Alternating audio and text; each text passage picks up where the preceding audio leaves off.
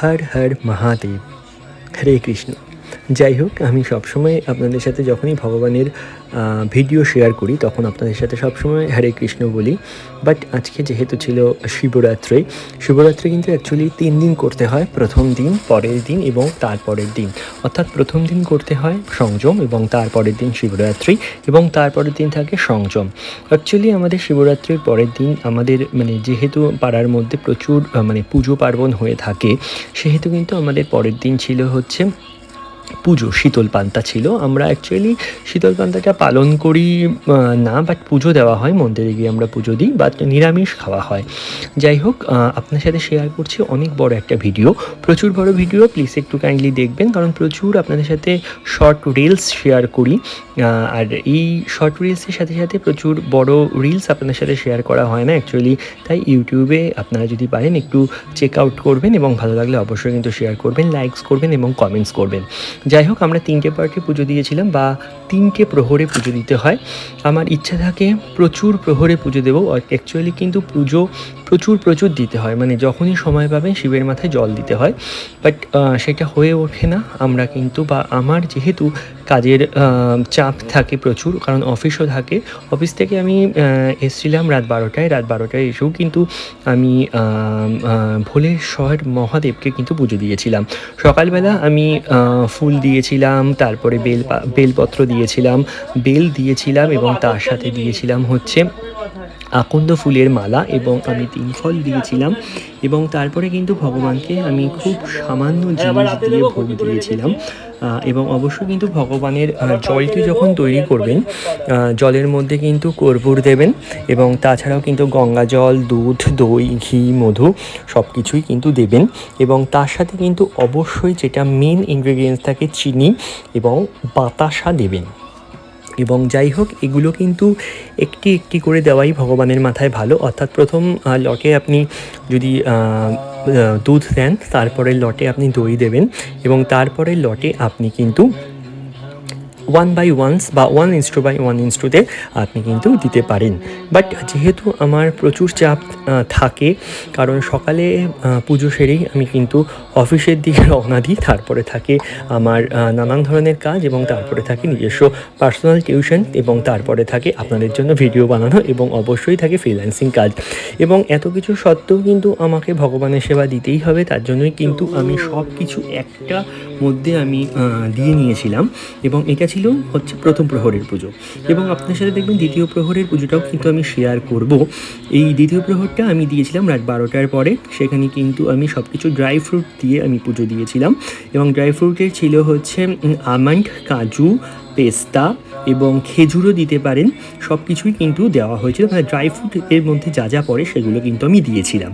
এবং তারপরে পার্ট, অর্থাৎ থার্ড প্রহরে কিন্তু আমি ঘি মধুটা কিন্তু মাস্ট, ঘি মধু, গঙ্গা জল এবং দুধ দই মাস্ট। এবং তার সাথে আমি থার্ড প্রহর অ্যাড করেছিলাম হচ্ছে ডাবের জল, এবং তার সাথে ছিল একটু অগরু।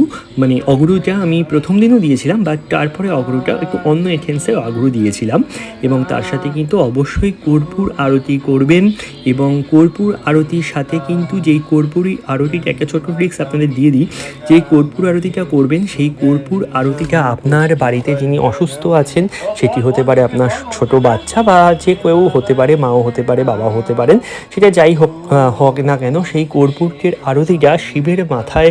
এবং অবশ্যই কিন্তু যেহেতু আমরা কৃষ্ণীয় ভক্ত, কৃষ্ণের কেউ কিন্তু আরতি করবেন, এবং ওই আরতির তাপটা কিন্তু তার মাথায় 3বার বুলিয়ে দেবেন, এবং ঘরের প্রত্যেকটি কোনায় কোনায়, টয়লেট বাদে সবখানেই কিন্তু আপনি এই কর্পূরের তাপটি দেবেন। তাতে আমার মনে হয়, দেখুন সবই তো বিশ্বাস, আপনার বাড়ির লোক কিন্তু অবশ্যই ভালো হয়ে যাবেন।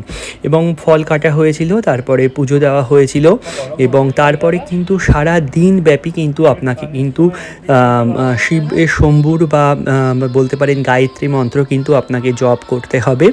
এবং এই জপটা কিন্তু যতদূর সম্ভব নিজে করাই ভালো, বাট সবসময় যদি নাও মনে থাকে তাহলে কিন্তু অবশ্যই আপনারা মোবাইল চালিয়ে গান চালাতে পারেন, এবং তার সাথে কিন্তু অবশ্যই কিন্তু মুখে মুখে জপ করতে হবে।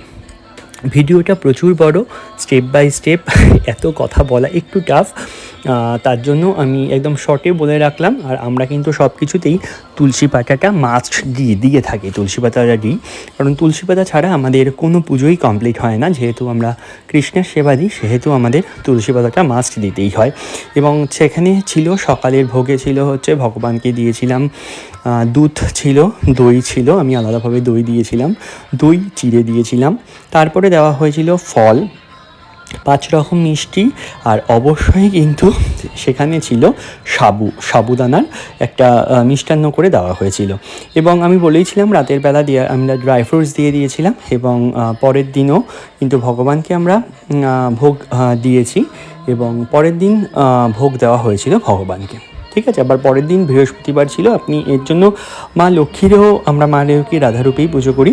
এবং প্রত্যেকটা পুজোর প্রহরেই কিন্তু আপনারা অবশ্যই কর্পূর আরতি করবেনই, এটা একদম মাস্ট। এবং অবশ্যই কিন্তু শিব শম্ভুকে ডমরুর আওয়াজ যদি পারেন শোনাবেন। আর ডমরু যদি পসিবল না হয়ে থাকে, আপনি কিন্তু অবশ্যই মনে মনে শিব ঠাকুরকে প্রে করবেন, এবং সব কিছু যেন উইশ ভালো করে দেয়। এবং অনেকেই বলে যে বেলপত্র, বা আপনি বলতে পারেন আমপত্র, মানে আমের পত্র বা বেলপত্র, বা হতে পারে আকন্দ ফুলের পত্রতে তাদের উইশ লিখে দিতে হয়। একদমই আমার মনে হয় ভগবানকে কোনো উইশ লিখে দিতে নেই, কারণ ভগবান আপনার সব জিনিস জানেন। এবং ভগবানকে যদি আপনি চান, সেটা কিন্তু ভগবান আপনাকে কমিয়ে দেবে। এর জন্য কোনো কিছু ভগবানকে চাবেন না, জাস্ট ভগবানের কাছে প্রে করুন, সব যেন ভালো হয়ে যায়। এবং আমিও কিন্তু একটি আম্রপত্র, বা যেটা আকন্দ ফুলের পত্রতে ভগবানের নাম লিখেছিলাম। আমি সিঙ্গেল পিসি লিখতে পেরেছিলাম, বাট এটা যদি 108টা পাতায় লিখতে পারেন তাহলে তো খুবই ভালো।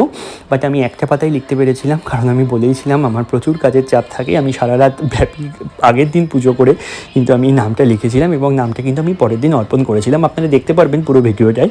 আর এটা কিন্তু অবশ্যই যদি পারেন নামটি লিখবেন হচ্ছে শ্বেত চন্দন, বা চন্দনের দেবেন, চন্দনের সাথে কিন্তু অগ্রু দেবেন, এবং তার সাথে এক ধরনের হলুদ চন্দন, বা শিবের মাথায় দেয় এক ধরনের চন্দন পাওয়া যায়, সেই চন্দনটা মিক্স করে নেবেন, তাতে কিন্তু হলুদ হয়ে যাবে। আর আমি যেহেতু আমার ঘরে এই চন্দনটি ছিল না, আমি তার সাথে একটু সাদা, যেটা খড়িমাটি বা কৃষ্ণ মাটি হয়, সেটা আমি মিশিয়ে সেই লেখাটা লিখেছিলাম। যাই হোক, মোটামুটি পুজোটা অনেকক্ষণ ধরেই হবে, আপনারা দেখতে পারবেন। আর এই ব্লগসটা অনেক বড়, আমি কিন্তু অবশ্যই সব পুজোতেই কিন্তু ফুলের একটা পুষ্পবৃষ্টি করার চেষ্টা করি, কারণ এটা আমার কাছে খুব ভালো লাগে, পার্সোনালি ভালো লাগে। তাছাড়াও কিন্তু আমরা পরের দিন ডাবের জল দিয়ে স্নান করিয়েছিলাম। বলছি না, ভগবান কিন্তু কোনো আড়ম্বরের দরকার হয় না, খুব সামান্য একটা বেলপত্রতেই কিন্তু ভগবান সন্তুষ্ট হয়ে যায়। যাই হোক, পুরো ব্লগসটা দেখুন, এবং আপনাদের কেমন লাগছে সেটা কিন্তু অবশ্যই অবশ্যই অবশ্যই কমেন্টসে জানাবেন। এবং পারলে কিন্তু যাওয়ার আগে হর হর মহাদেব এবং হরে কৃষ্ণ বলে যাবেন, এবং সবার মধ্যে ভিডিওটি শেয়ার করে দিন।